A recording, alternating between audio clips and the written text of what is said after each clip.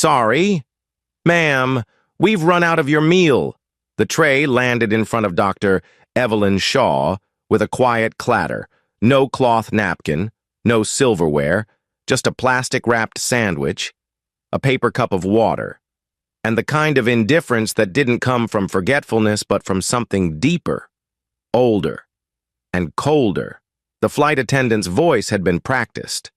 Her posture polite, but her eyes didn't meet Evelyn's. Her tone didn't carry regret. Her name tag read Rachel Monroe. She was the senior attendant for Asteria Flight 614, flying from Atlanta to San Francisco, and she had just delivered a message Evelyn had heard her entire life, only this time. It was wrapped in airline protocol and sealed with a smile. Evelyn didn't respond.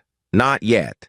She looked at the sandwich, chicken salad, pale, soggy, pressed between two slices of thin bread, the edges already curling. It sat like an afterthought, something someone grabbed in a rush from a backroom cooler. She'd seen gas stations serve better, but it wasn't about the food. It never was. The menu for first class on Asteria Airlines that month included lobster bisque, seared filet mignon, and a carefully paired glass of 2012 Chateau Margaux. Evelyn had pre-ordered it all, a small ritual she allowed herself on long flights, not to show status, not even to indulge, but because it reminded her of where she was now, of everything it had taken to earn a seat like 1A. She folded her hands in her lap, outside the window. The sky was soft and endless. Inside, the cabin hummed with low voices and clinking glassware. 2 rows behind her, she heard a cork pop. "Pinot," a man asked. "Indeed," said another, with a chuckle. She didn't have to look. She knew their faces. One was Jonathan Radcliffe, managing partner at a venture firm she'd once pitched a decade ago. He hadn't remembered her, of course. Not when she stood in his conference room at 34 with the prototype for Orion's first quantum security shell. Not when he told her, "It's brilliant, but we're really looking for someone with a little more presence." Back then, she had smiled and thanked him. 2 years later, the Pentagon bought the same tech. Now, she sat a row ahead of him, and he was being served his meal, her meal by name, Mr. Radcliffe. "Your bisque and steak," Rachel had said sweetly, not 10 minutes earlier. No one called Evelyn by name. The sandwich tray remained untouched. She turned slightly in her seat, just enough to see Rachel move down the aisle. The attendant's manner changed with each passenger she addressed, her smile wider, her tone warmer, her body language open, but none of that had been offered to Evelyn, and that, she knew, wasn't an oversight. It was a decision. She reached for her tablet and opened the Asteria app. Booking reference, meal selection, confirmation. 7 days in advance. All there, VIP tag attached. Her loyalty status, Diamond Prestige. She had logged over 100,000 air miles that year alone. This wasn't a glitch. She sat back. It was happening again.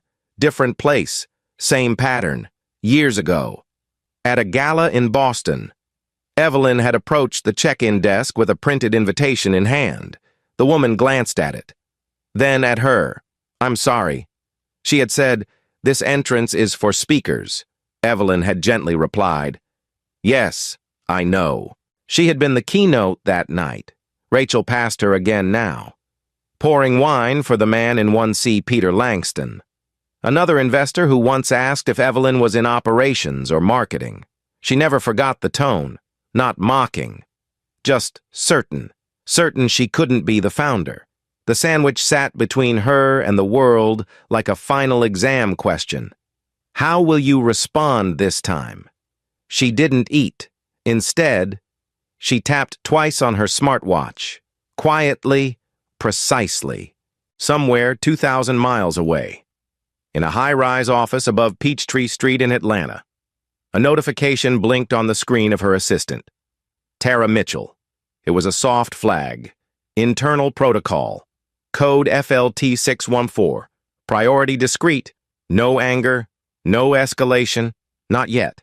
But Tara would know what to do. She had been trained not only in communications, but in operational intelligence.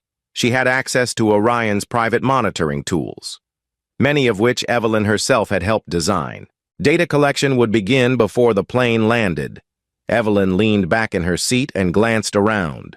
6 white men in tailored jackets were sipping wine. She was the only black woman in the cabin, the only person with a plastic tray, her mind sharp as ever. Recalled Another Day, Washington. 2007, a televised debate on cybersecurity.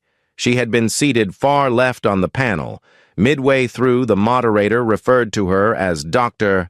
Ellis, confusing her with the older white man beside her. She didn't correct him. She had waited until her turn to speak, and when she did, no one forgot her name again. Now, high above the clouds, Evelyn felt that familiar weight on her shoulders, not of defeat, but of decision.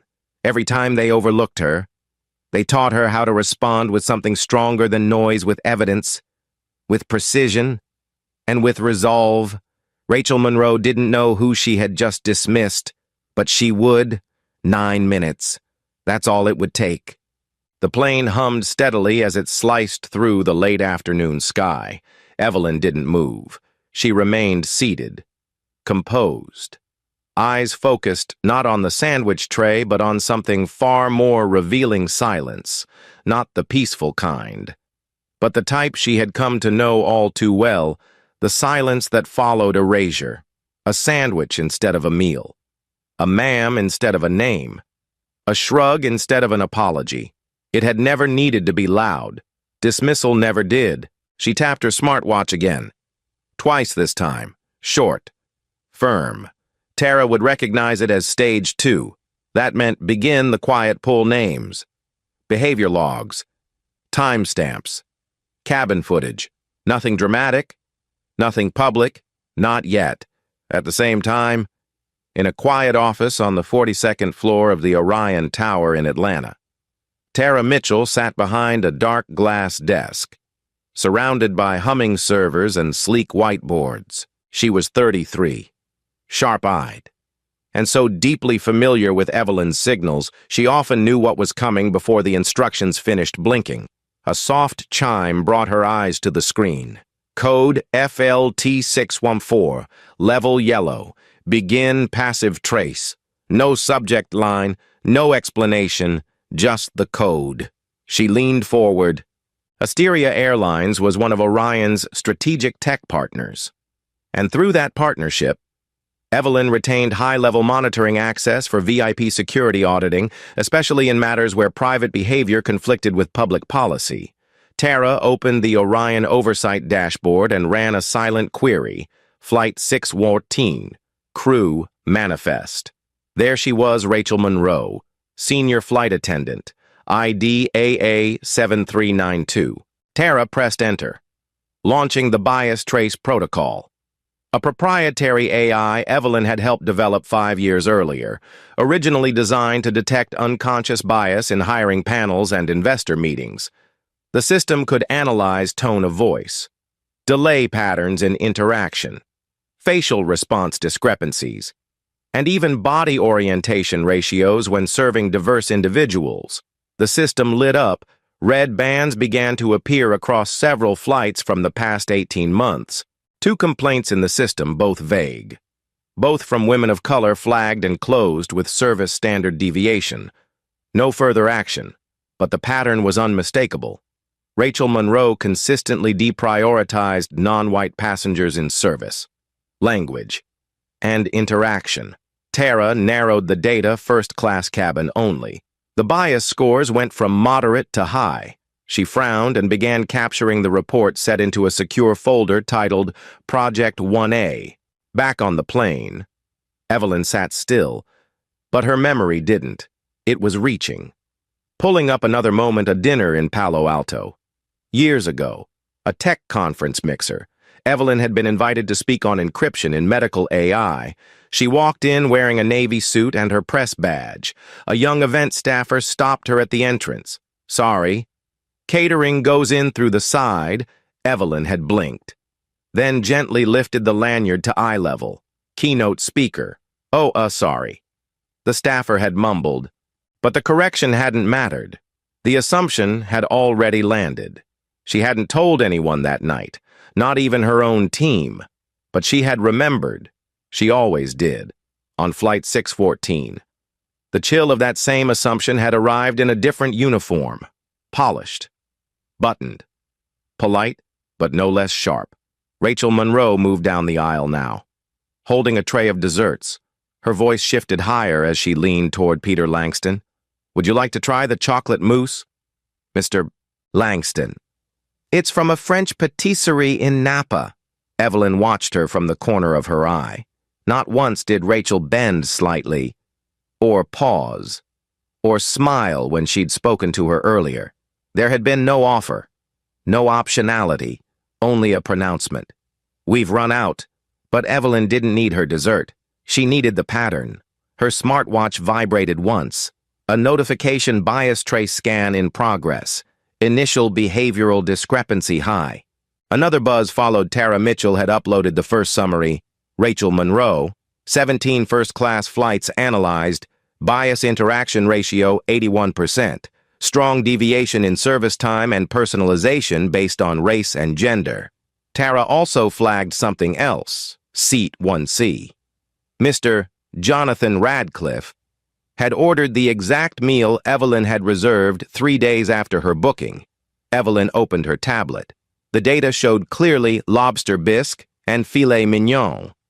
Assigned to Radcliffe. Hers had been booked a full week prior. His had been substituted in, not reassigned by system error, reassigned by human decision. She took a slow breath and allowed the insult to settle, not to be defeated by it, but to remember its shape. She had learned, long ago, that power didn't come from matching tone with tone. It came from letting facts speak louder than offense. Rachel Monroe didn't know that the woman she handed a cold sandwich to was the co-creator of the very system now mapping her every move. But she would, not by confrontation, by evidence. By precision, by every quiet tap that was never really silent at all. The mousse passed Evelyn without pause. Rachel Monroe floated by again.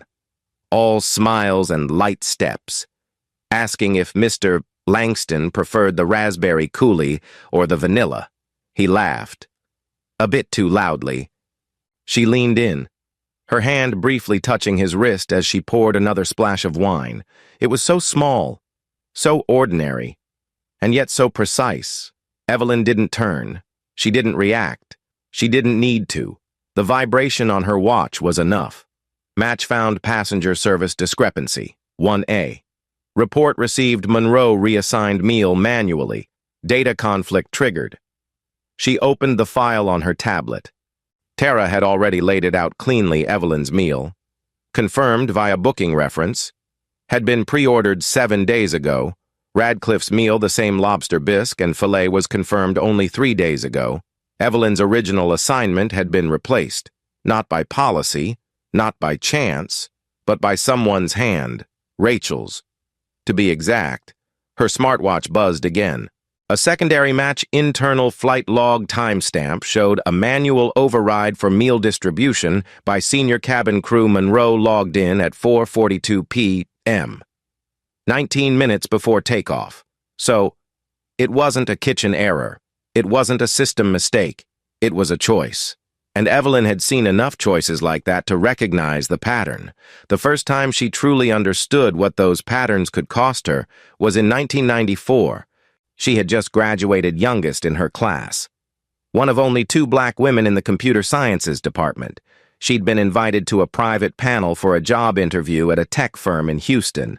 They had flown her in, paid for the hotel, offered a car to pick her up, but when she arrived in the lobby, wearing her best Navy suit and holding her resume neatly clipped in a black folio, the receptionist didn't look up.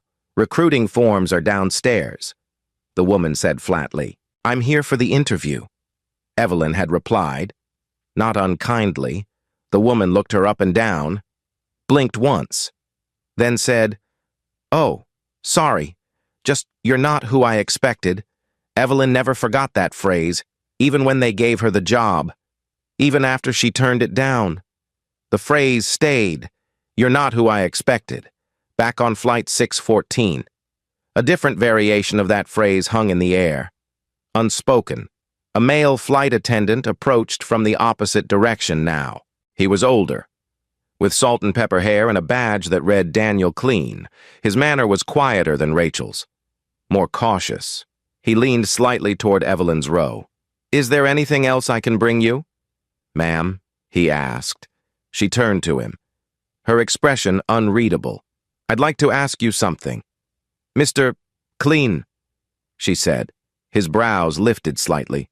"According to Asteria's policy, how are premium meals prioritized when there's a shortage?"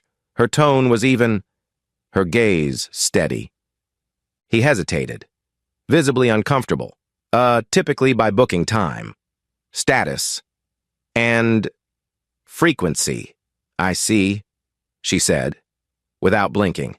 "I'm a Diamond Prestige member. Booked this flight 2 weeks ago. Meal confirmed 1 week ago. Seat 1A. Daniel nodded. "Yes, ma'am. That would normally put you at the top." She let the words hang. "Then perhaps you can explain," she said quietly. "How my meal was reassigned to a passenger who booked 3 days ago." He swallowed hard. There may have been a system update, or sometimes the cabin crew is given discretion if she echoed, if a guest is deemed higher priority based on circumstances," he finished weakly. She gave a small nod. Not angry, not loud, just final. "Thank you," she said. "That'll be all." He stood a moment longer, unsure, then turned away. She returned to her screen, opened the internal staff profile Tara had forwarded. Rachel Monroe, senior cabin crew, employed since 2017.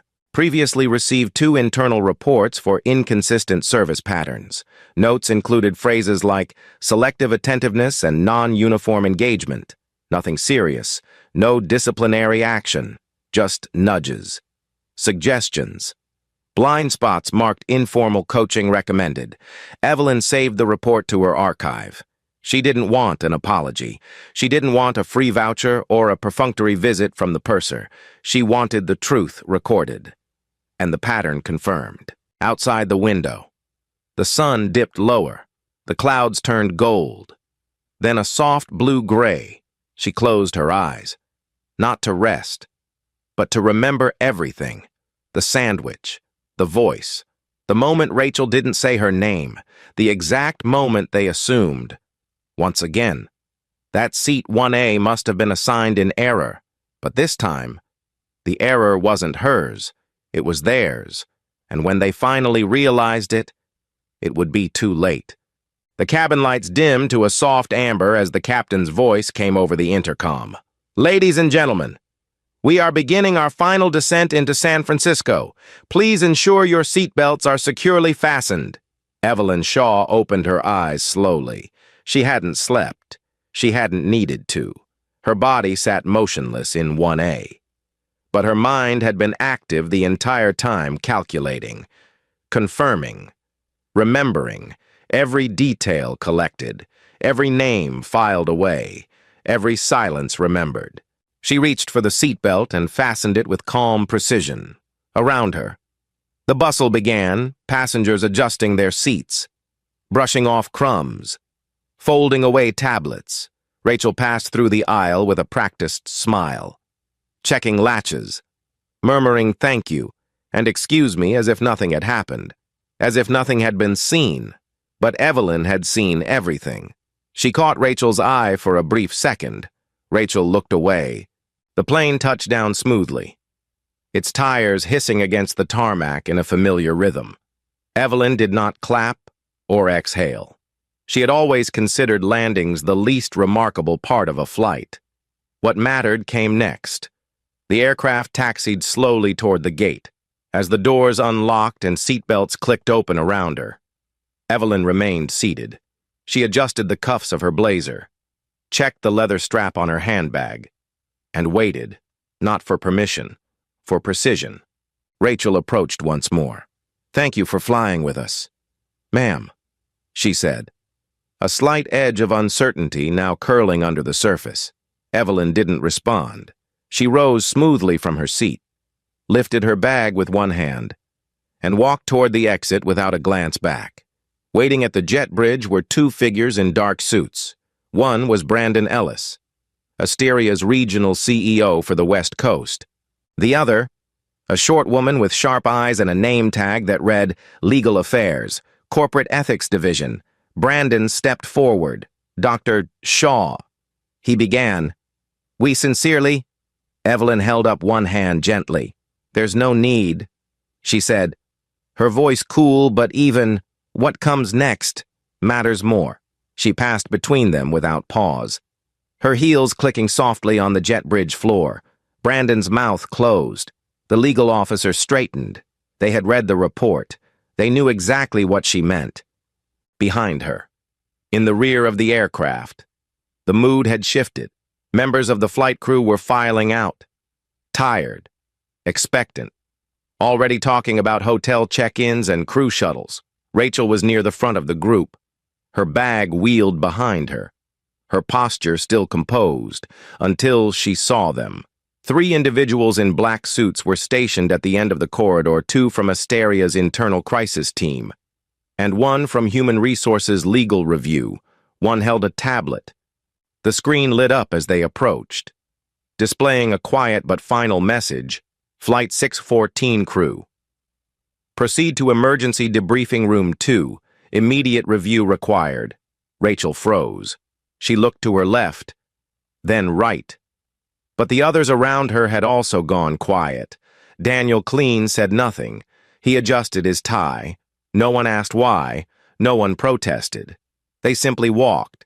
The crew was escorted to a hallway of temporary glass rooms partitioned, coldly lit, and prepared for one-on-one interviews. No phones allowed, no explanations yet, only the awareness that something was no longer routine. Rachel sat in the interview room, her face a study in tight control. Across from her sat a woman in a navy blazer. A folder opened in front of her. Her tone was neutral, but firm. Ms. Monroe, we'll begin with flight-level service logs. Please confirm your actions at 4:42 p.m. during pre-flight meal allocation. Rachel blinked. I just followed standard reassignment due to availability. The woman didn't respond. She simply pressed play on a short video clip. Cabin footage. Evelyn in 1A. Meal tray delivered. No silverware. No courtesy. Then another clip. Rachel greeting Mr. Radcliffe, presenting the bisque and filet with a beaming smile. No narration. No accusation. Just contrast. Just fact.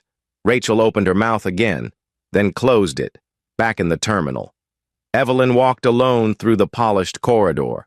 Her pace was unhurried, but each step was measured. She passed by a window and caught her reflection poised, controlled, but not invincible, and not unaffected, because beneath her calm, something deeper stirred, a memory, not of a flight, but of a boardroom, 5 years ago.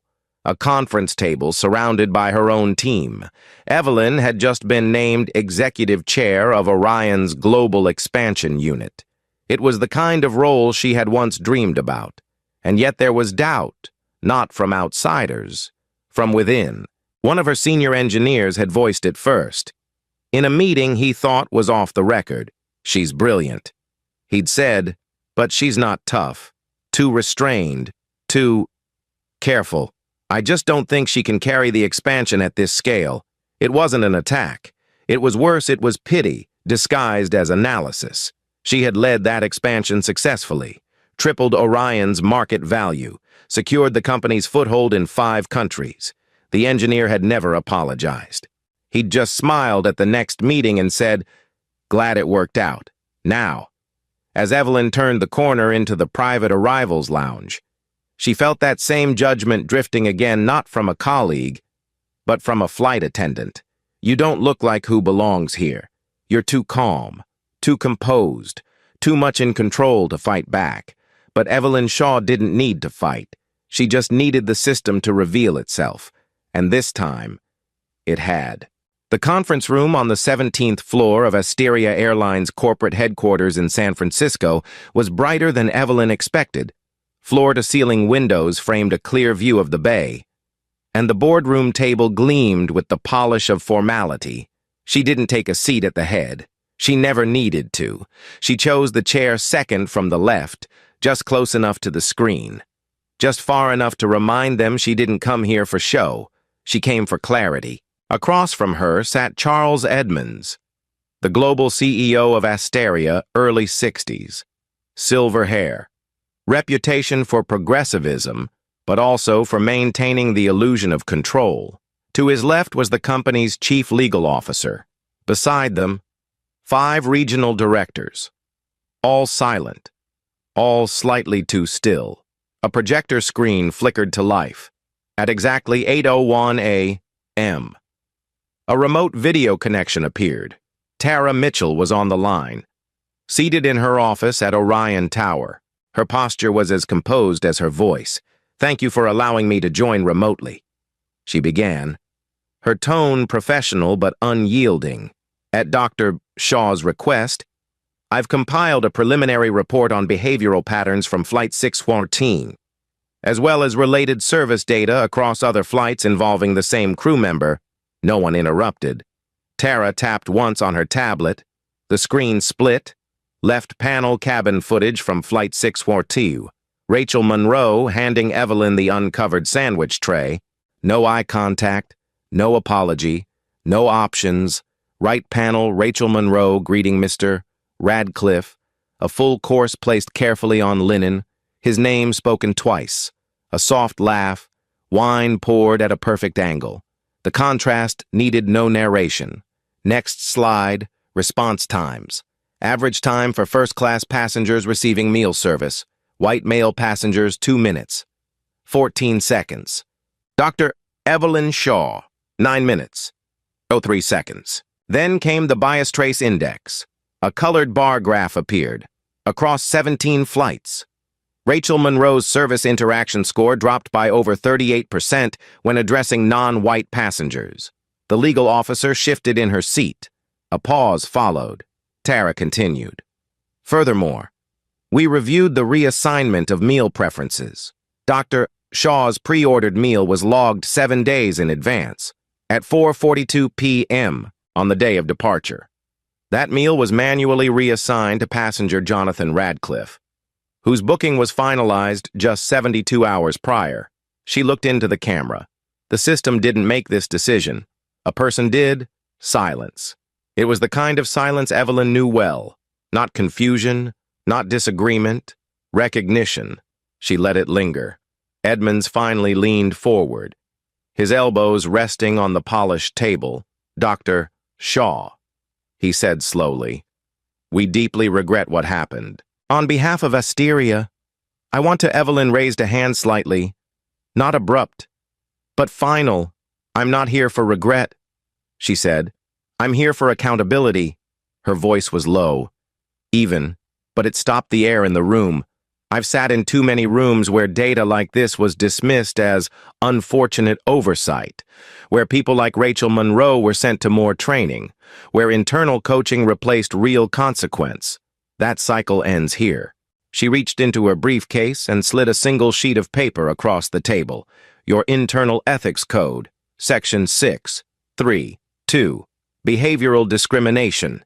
If substantiated by repeated patterns even absent explicit intent warrants immediate action under ethical misconduct. The room stayed still. Then, from one of the directors, "Would you be willing to advise our training division on this?" Another added, "We'd like to rebuild this process, properly, with oversight." Evelyn didn't answer immediately. She looked out the window, the blue of the bay steady in the distance. Then she turned back. "Not unless this is real. Not if I'm just a checkbox in your recovery narrative." She paused. "I don't need to fix your company's image. I want to know your culture won't forget this next month, or next year." Edmonds met her gaze, and this time, he didn't blink. "We'll issue a public statement today. Full suspension of the crew pending investigation. Rachel Monroe will be placed on immediate leave. And yes, if you'll accept, we'd like you to serve as an independent advisor to help reshape how we define luxury service.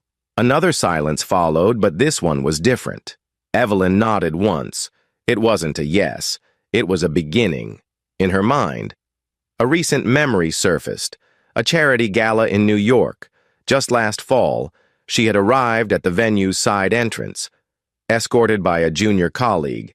A young man at the checkpoint held out a scanner and asked, "May I see your credentials?" Her photo had been on the wall inside the ballroom. She was the keynote. Even after scanning her QR code, he hesitated.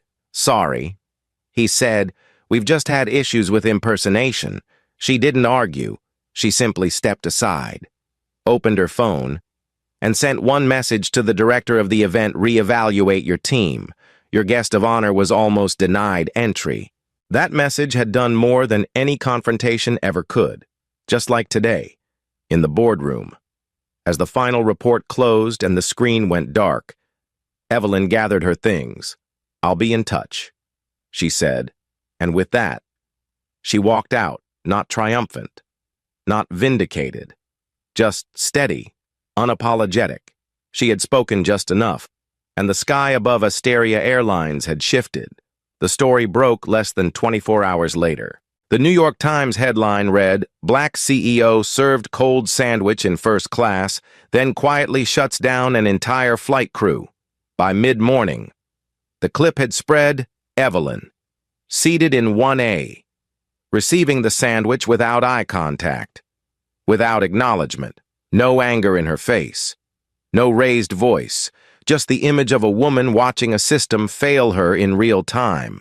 People didn't share the story because it was shocking. They shared it because it was familiar.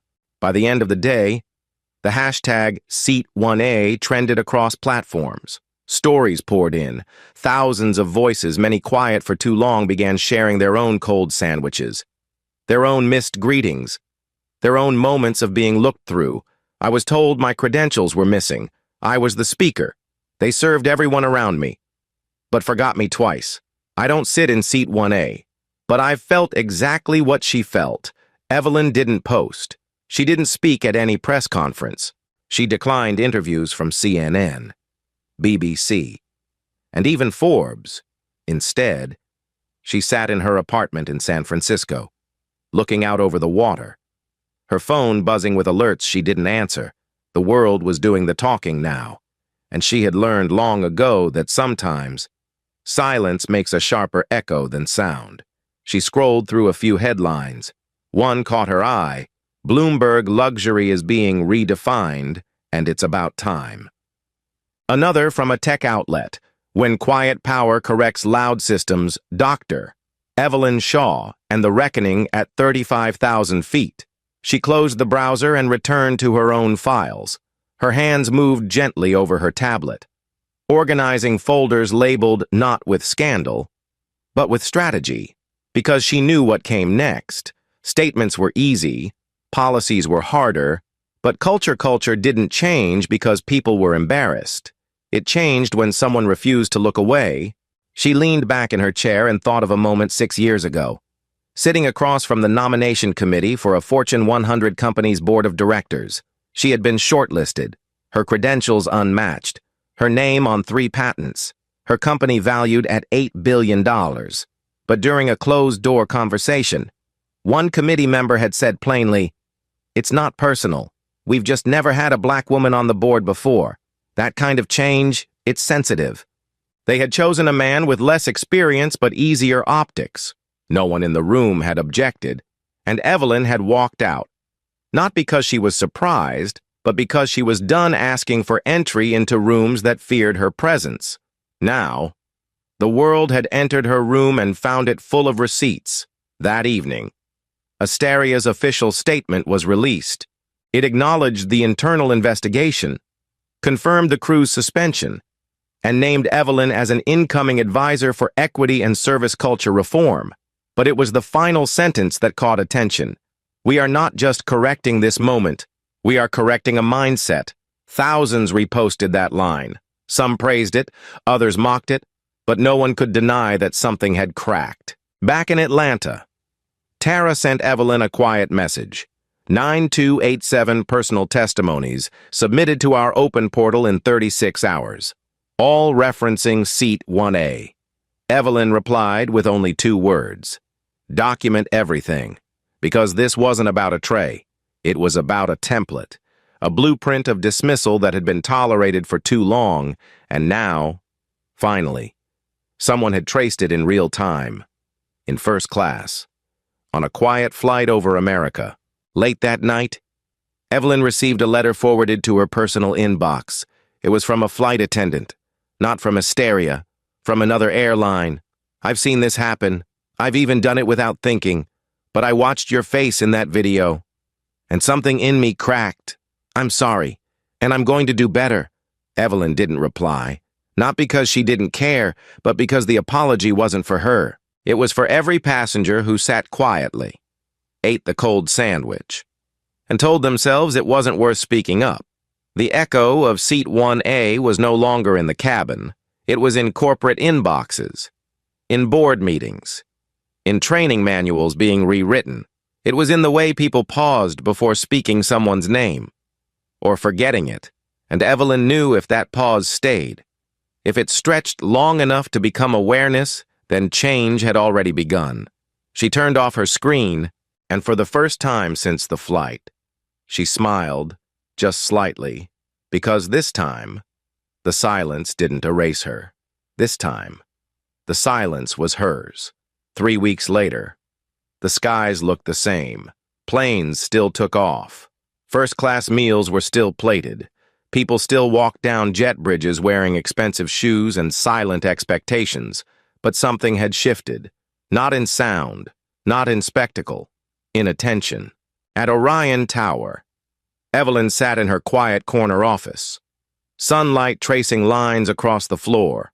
Her inbox was full partnership requests, speaking invitations, offers to sit on boards that once hesitated. But she wasn't reading those. She was rereading a letter. It came from a 16-year-old girl in Tallahassee, handwritten in blue ink on lined notebook paper. My counselor told me to be realistic. He said people like me, I'm black, from a public school should focus on safe careers. He said tech might be too competitive. I didn't cry. I just went home and typed your name into Google, and then I saw the video. I don't know if I belong yet, but I wanted to say thank you, because you didn't yell, you didn't fight, you just stayed still, and everyone had to notice you anyway. Evelyn folded the letter, placed it on her desk, and reached for a fresh sheet of paper.